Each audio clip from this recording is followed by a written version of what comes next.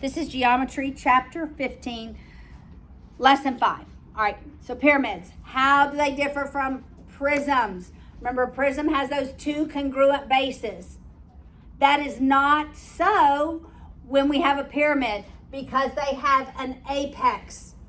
Those lateral faces come together at a point, right? And there's only one base.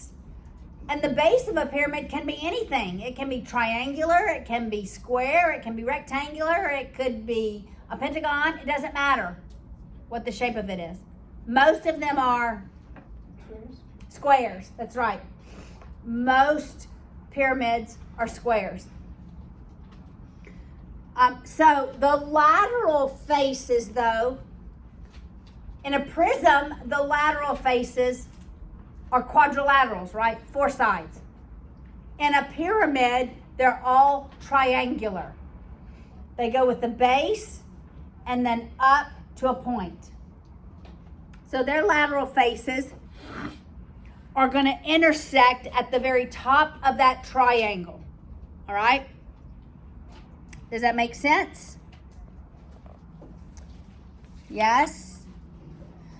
So the altitude, turn to page 648. The altitude of a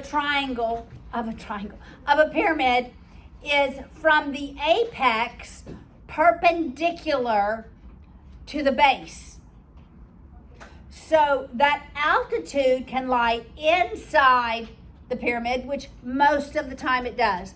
When the pyramid is a right pyramid, that means that apex, if I draw a line, it hits the center, right, of the pyramid. When it's a right pyramid, like in the green pyramid, all right? It can lie outside when you have an extremely oblique pyramid, like the light blue one on the top of the page. Or it can actually lie on one of the lateral faces. And that would be true when one of the lateral faces is perpendicular to the base of the triangle. So there's 3 options for the altitude in a pyramid, all right? Now, because we have an apex, always when you have an apex in any type of 3-dimensional figure, well, really the only 2 I can think about are pyramids and cones. Your area is always a third of the volume, as if the base made a prism.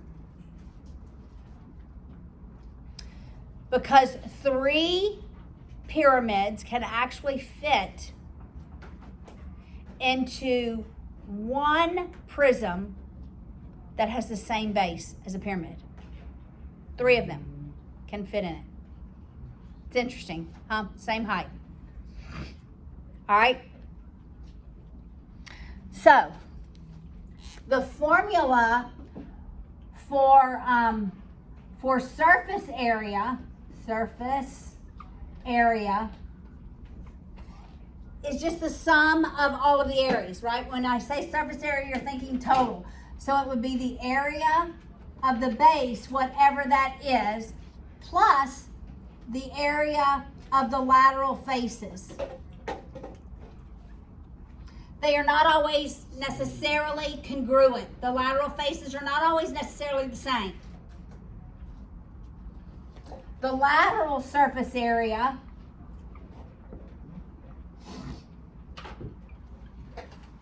is just the sum of the areas of all the lateral faces. Is the area, I'm not going to rewrite that, is the sum of all the areas of the lateral faces, typically triangles, right? The volume, this is where it's different, because really 3 pyramids. All right, so let's just look at this. If this were one pyramid and this were the base, I am no good at drawing 3-dimensional figures. Vanishing point. I am no good with vanishing. either. Okay, but imagine this. Imagine this with me. If this were the front side of it. So why do we have 3? Because these 2 pieces equal that piece. Okay, now let's turn it around on the other side. And it would be the same thing. These 2 pieces equal 1 piece. Do you understand? That's hard. They're equal to the... If it's 90-degree turn. Right, 90-degree turn here. Yes, assuming the base is a square. That's the easiest one for me to sort So of. just assume the Pyramid of Giza is trapped in a box. All the Correct. information in the box. Correct. Yeah. Yes. Yes. That's a great Analogy? analogy. Thank you very much. I've actually been to the Pyramid of Giza. Giza. I've actually been there. Giza. I don't know why I said that. I also got on a camel there and rode. So really, the base, if this were a prism, then I could fit 3 pyramids inside of it. That's why when we talk about the volume of one of them, it's 1/3 area of the base times the height. 1/3 area of the base times the height. Make sense? Let's go to the next lesson. I'm going to continue teaching for the next lesson because it's very closely related. All right? So lesson 6, we're going to start with cones. All right? That's where we're going to start because cones are very closely related to pyramids because they both have an apex. They both have an apex. Cones all have a circular base, all of them. The base of the pyramid can be any polygon, it doesn't matter, any shape polygon. Most of them are square, all right? So the lateral surface area of a cone is what? Do you know what shape it is? I usually have a cone in my backpack, but It's a rectangle. It's a circle. That's about it.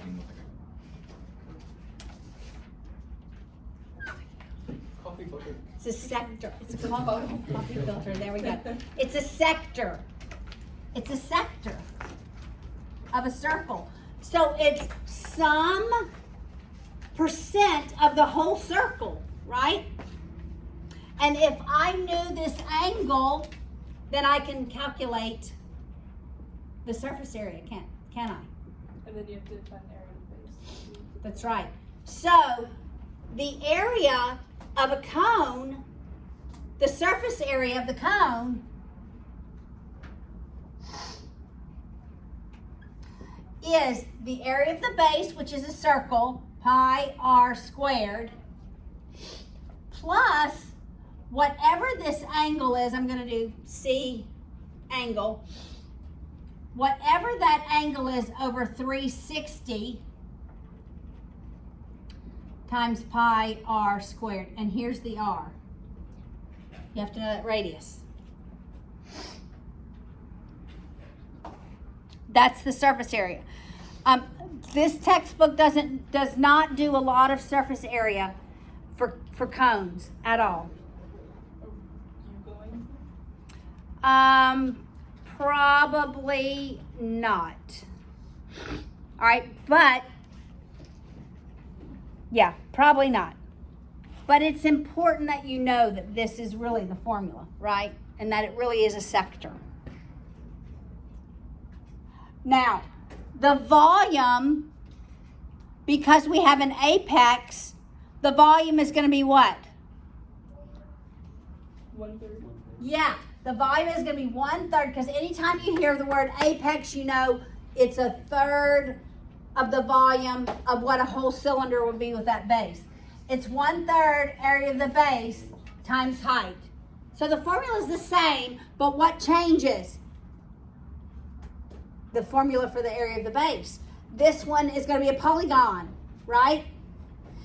For a cone, it's going to be a circle. What's the height for the cone? So the height for the cone is just like the height for a pyramid. It's from the apex perpendicular to the base. So it'd have to be given? Yes. It would have to be given. Or, okay, everybody look. I did just have this thought. Isn't that a right triangle? Oh, no. Yeah. Yes. We have a right cone, and I gave you that length, and I gave you the radius. Could you calculate the height? Yes. I probably would do something like Yes, this, you would. right? This is highly likely. Okay. All right? Or it could be oblique, right? Do they have a picture of an oblique? Yeah, they have a picture of an oblique cone on the top. Right-hand corner of 655, the blue. So it's either right, where that it goes to the very center, from the apex to the very center of the base. So that from here to here would be a radius of the base. Does that make sense? Oblique would not be the case. Oblique, the altitude would lie somewhere else. Could be outside the cone, could be on the edge of the cone. It doesn't matter. The last one is a cylinder. All right. A cylinder is more like a polyhedron, a prism. Much more like a prism. Because we don't have an apex, so we go back to, if I have a cylinder,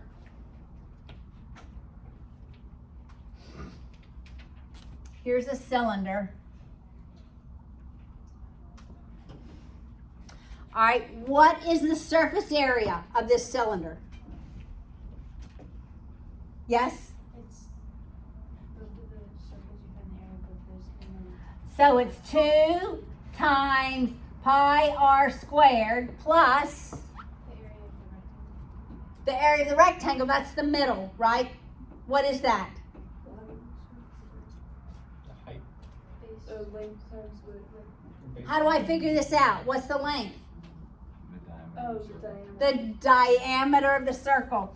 So it's 2 pi r times the height. Would be that lateral surface area. This is the base. There's 2 of them. The height and the length you have to get, Because it's the circumference. because it's the circumference, 2 pi r. It's the perimeter, right? If I cut it and laid it out. That's the total surface area. It's the basis plus the lateral surface area. The volume is just like a prism. The volume of a cylinder is the area of the base times the height. Here the area of the base is pi r squared. So it's pi r squared h, right? But it's the same formula as if it were a prism.